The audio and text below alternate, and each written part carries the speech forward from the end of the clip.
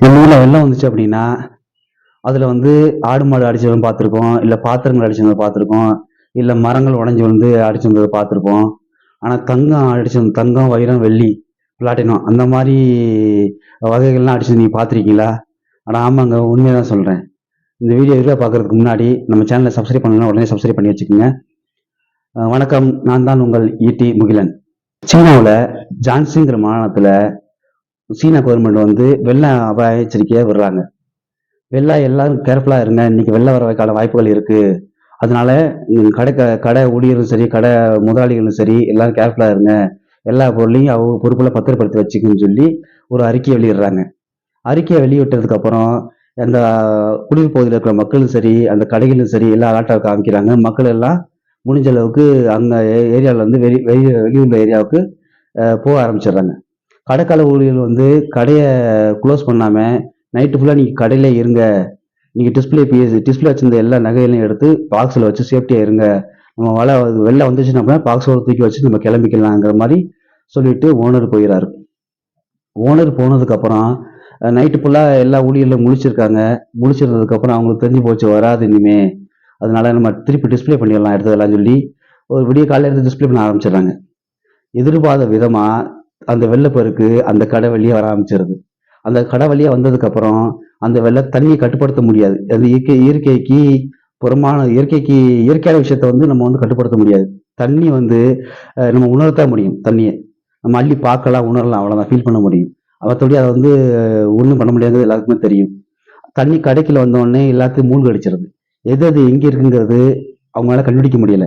அப்படி இருக்க சூழ்நிலையில கடைக்குள்ள வந்த தண்ணியை எல்லாத்தையும் சுருட்டிக்கிட்டு மொத்தமா அப்படியே ரோட்டு வழியா குடியிருப்பு பகுதியில் போயிருச்சு. உடனே குடியிருப்பு பகுதியில் ஓனர் என்ன சொல்றாரு, நம்ம கடை முதலாளி என்ன சொல்றாரு அப்படின்னா, நீங்க உடனே போய் அந்த நகைகளை தேடுங்க சொல்லி ஊழியருக்கு ஆணையிடுறாரு. ஊழியருக்கு ஃபோன் பண்ணி சொல்றாரு, உடனே நீங்க போய் தேடுங்க அப்படின்னு.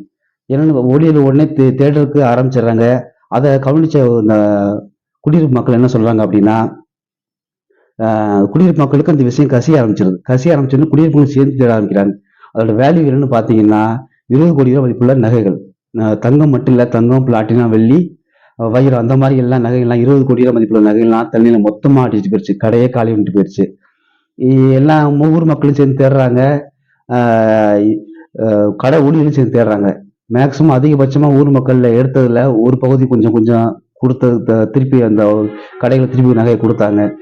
அந்த கடை ஊழியர்கள் தேடினதுல வந்து கடை ஊழியர்கள் வந்து கிட்டத்தட்ட ஒரு 10 கோடி ரூபாய் மதிப்புள்ள நகைகள் மட்டும் கிடைச்சது அவங்க கையில.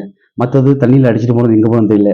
அந்த 10 கோடி ரூபாய் மதிப்புள்ள நகைகளும் தண்ணியில இருந்து சைட்ல பிரிஞ்சுட்டு போய், அதாவது கால்வாயில அடைச்சிட்ட மாதிரி, சைட்ல சொறி நின்ற மாதிரி, சிக்கிக்கிட்ட மாதிரி உள்ள நகைகள் மட்டும் தான் கிடைச்சது. அது இழுத்துட்டு போன நகைகள்லாம் எங்க போச்சுங்கிறதே தெரியல. இதனால மக்கள் வந்து முன்னாடியே சீன மக்களுக்கு அறிவிச்சதுனால, அவங்க கேர்ஃபுல்லா இருந்ததுனால அவங்கள்ட்ட வந்து போலீஸ் என்கொயரி பண்றாங்க. நீங்க ஏன் அலர்ட்டா இல்ல, நாங்க முன்னாடி அறிவிச்சோம்ல, நீங்க நகையை நீங்க பத்திரப்படுத்தி நீங்க எடுத்துட்டு போயிருக்கணும்ல, ஏன் நீங்க எடுத்துட்டு போலங்கிற போலீஸ் இன்வெஸ்டிகேஷன் பண்ணும்போது அவர் சொல்றாரு, நான் ஊழியர்கிட்ட முன்னாடியே சொன்னேன், எடுத்து வச்சுட்டு நீங்க லாக் பண்ணிருங்க, பாக்ஸ்ல ஒண்ணா வச்சு ஒருத்தர் லாக் பண்ணிருங்க.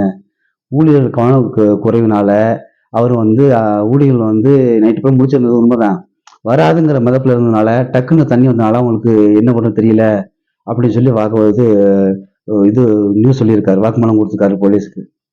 இந்த மாதிரி இன்ட்ரெஸ்டிங்கான விஷயங்கள் தெரிஞ்சுக்கணும்னு ஆசைப்பட்டீங்கன்னா உடனே நம்ம சேனலை சப்ஸ்கிரைப் பண்ணிக்கோங்க. அடுத்த வேலை கவனிக்கு பார்ப்போம். தேங்க்யூ.